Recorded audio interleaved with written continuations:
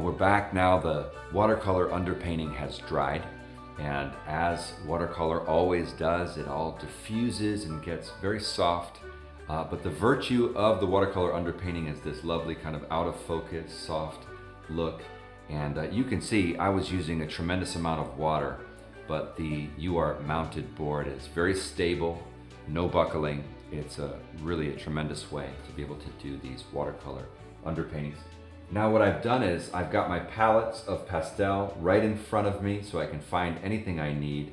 I have a certain selection of greens already pulled out, things that I think I could use during this particular painting, some warmer greens as well as some cooler greens, and then a few of these golden ochres and mauve kind of colors for the light and for the sky. So I always try to go in and work the darks first. So we're gonna get right in there with a green and see what we can do. I'll use one of these earthy greens for starters. We've got to sort of restate the drawing for the most part.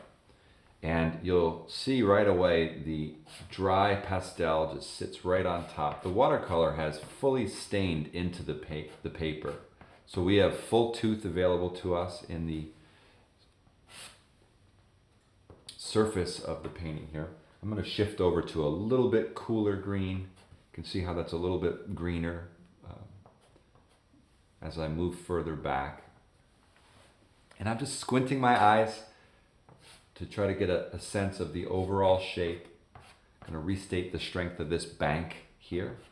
And quickly you can see how light the watercolor is. Let's go a little lighter as we move back into the distant area to convey that sense of atmosphere, things being further away. That's good. So we're going to use this a little more. This is a very similar color to the paint we just put down in the watercolor underneath, just very different texture. And I love the way these textures begin to relate to one another. The soft stain of the watercolor and the stronger effect of the pastel. I need a violet. I'm just going to search for it. Move over to my violet grays really quick. This ought to do okay. I'm going to just get a sense of the horizon there that's getting diffused by the sun, but there's some nice violet, just blue-gray really is what it is over here, far away in the background. We've got to make sure we, relatively speaking, keep things level on this horizon. And you'll notice I make a lot of choppy little marks.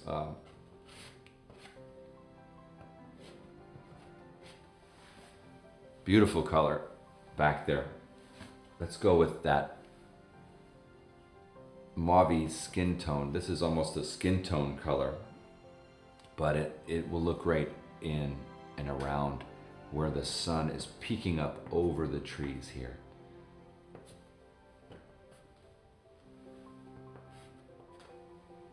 Whenever I want to separate the one shape from the other, I tend to do a little linear mark, a little mark with the tip of the pastel. And then when I want to make more tonal statements, I shift and use the side stroke technique with this soft pastel. Now I use all kinds of soft pastels. There's a number of different brands. Some of them are Schminke, some of them are Terry Ludwig, Great American, many different kinds, but they're all pretty much soft. Let's get that mauve mixing in with the greens a bit. And a little more down here where this sun is flickering over the water. Get a little. This was young rice, not its, I guess at its full maturity gets to be a few feet high or a meter high. This was maybe just a 1.5 feet high at the time. So let's build up a little more of the depth on the bottom as well. Got a nice cool bluish green here into this shadow area. Get some sense of the foreground grasses nice and tall at the front of this here.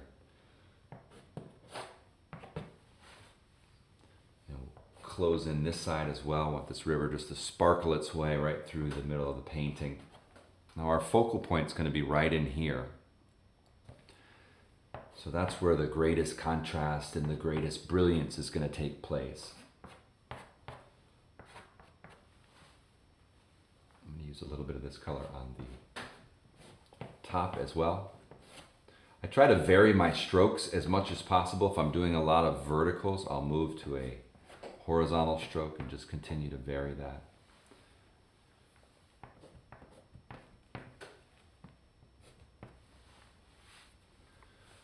Okay, now let's develop a bit more of that sense of the clouds.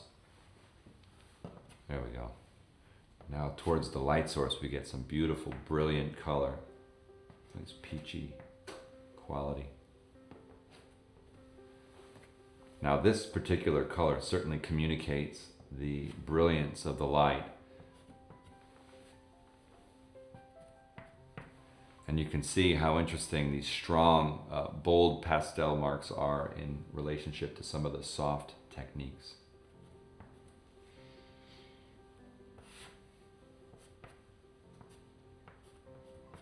I'm going to use a little bit of this color down on the water as if it's flickering, and echoing the light there. It's important to in this kind of a scene where the light is so strong to keep the harmony of the color palette working. If you see the color in the sky, you should see it in the water. Back to the yellow ochre. Now we have all sort of yellow ochre in a watercolor effect up top. Now we're going to use some soft pastel. Build a little more of the strength of the value, deeper value. Up here on top, this is a bit more greenish ochre. That's it. That starts to build some more strength into the sky. This will help that sun to really just sparkle through and radiate light.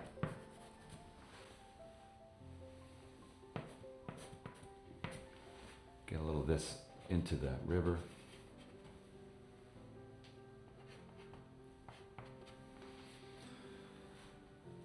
I'm going to go lighter. Use a paper towel to keep my strokes nice and clean. When I put that color down, I want it nice and clean. There we go. This is a nice light ochre, light yellow ochre.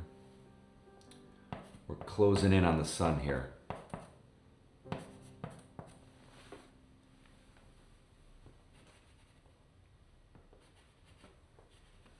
Now right in the center here is just the paper. That's what we've got there.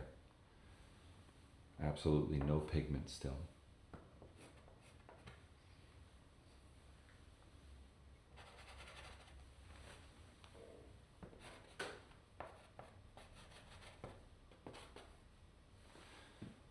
Great. Let's get a little very light pink or a peachy pink. Let's see how this does. That's it.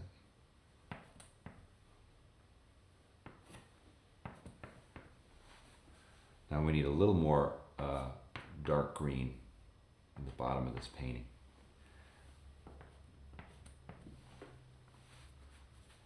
I think I'll actually use some burgundy as well. I don't want it all to be just greens. So we'll break that up. There's a little burgundy. There we go, come up in. That's interesting. I'm going to pull in a lavender as well. That's got, you know, if you see, it's just not quite as strong as the reddish cast. That's nice. There we go. Beautiful. In the shadows here in early morning, the light hasn't even touched this area of the painting yet, so that's cooler. Gotta always be careful when you're doing paintings involving a lot of green, not to overdo the green. You have to find ways of breaking up the palette so that the green doesn't become monotonous or just look like astroturf, kind of fake. So So lavenders and ruddy colors underneath and around it work very well.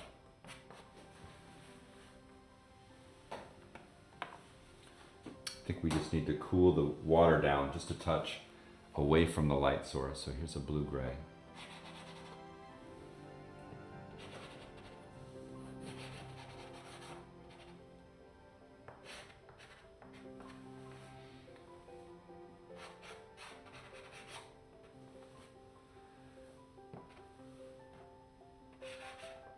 I haven't done any blending yet of any kind. We'll see how far we can get without using any kind of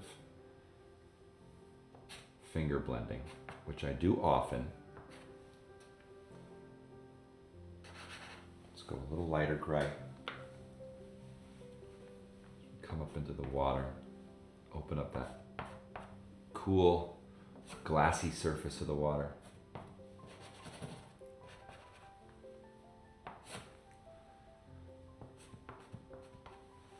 Nice, that helps.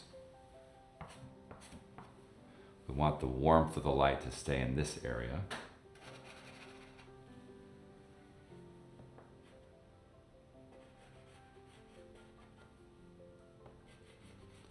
Scumble a little bit of gray into that sky.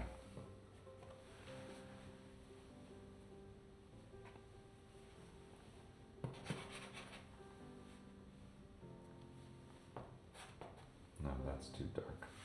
Let's use.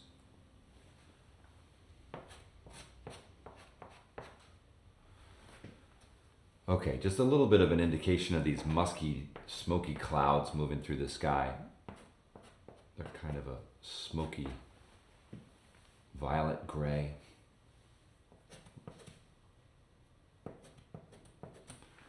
Use the whole length of the pastel, make those side strokes so they go in nice and bold. I'm gonna come up here into the river. Okay, I'm gonna come back and just frame out this waterway a little bit more.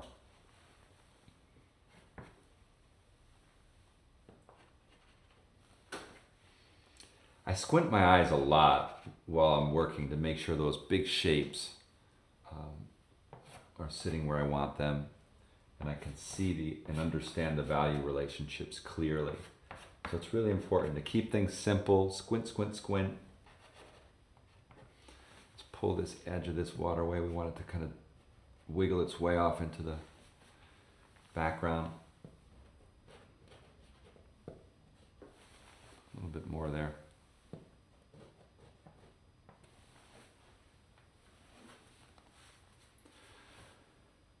Okay, so there's a really nice, brilliant, bright yellow. We'll go in. We use some nice yellow in the watercolor underneath. Now we're gonna drop in a strong impasto yellow to convey that sunlight. Beautiful, strong color. The way that it glows against the clouds above it. That's it. We'll go with an even lighter, almost white light, right at the sun, the location of the sun.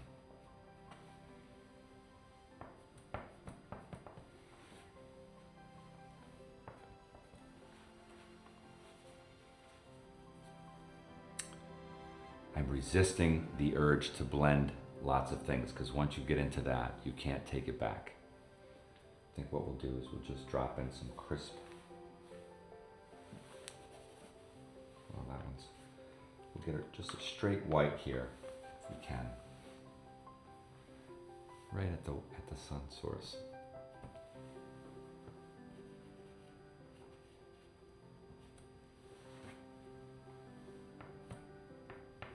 There we go. I'm gonna grab just a soft brush and scumble a little bit of this. This is a large flat watercolor brush, and I'm just trying to knock down right at the edge some of the marks and let them fuse a bit. Anything goes when it comes to developing techniques on the surfaces I use all kinds of things, from my fingers to foam to brushes to paper towels for blending. Just quiet that down here.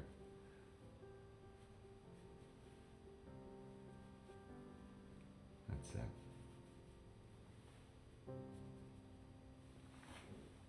And just knock it down a little bit more in between the violet and the green here.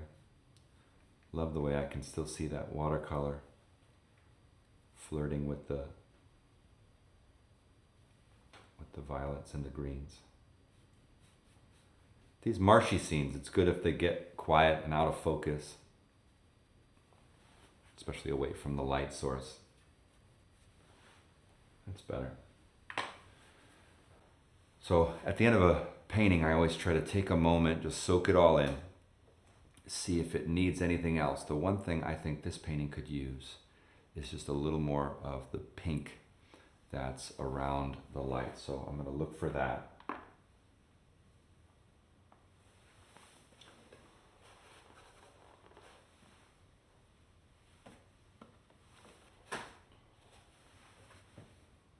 Got a couple of pinks here.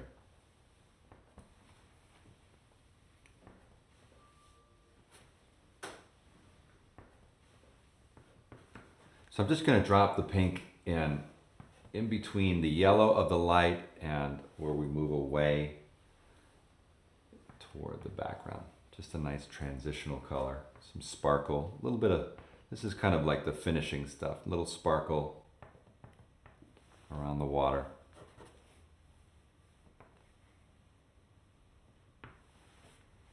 A little pink right up in underneath.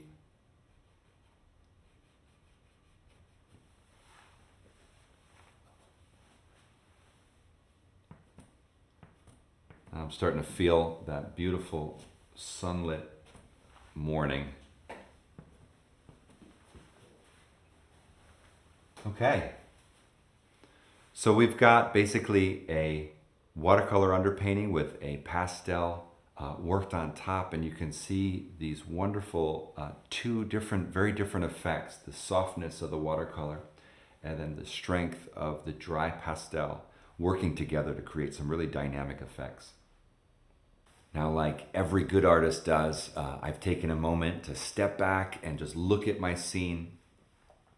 There's one more thing I just want to do around the light, and that's to put just a little bit more of this orangey peach in. So I'm going to do that. I want this to just be a study, really.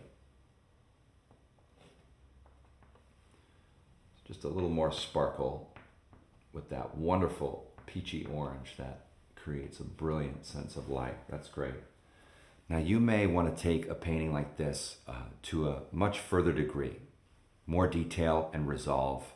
For our sake today, we just want to create a study and understand how we can use the watercolor underpainting as a dynamic effect with the dry pastel over it. So I hope you enjoyed that.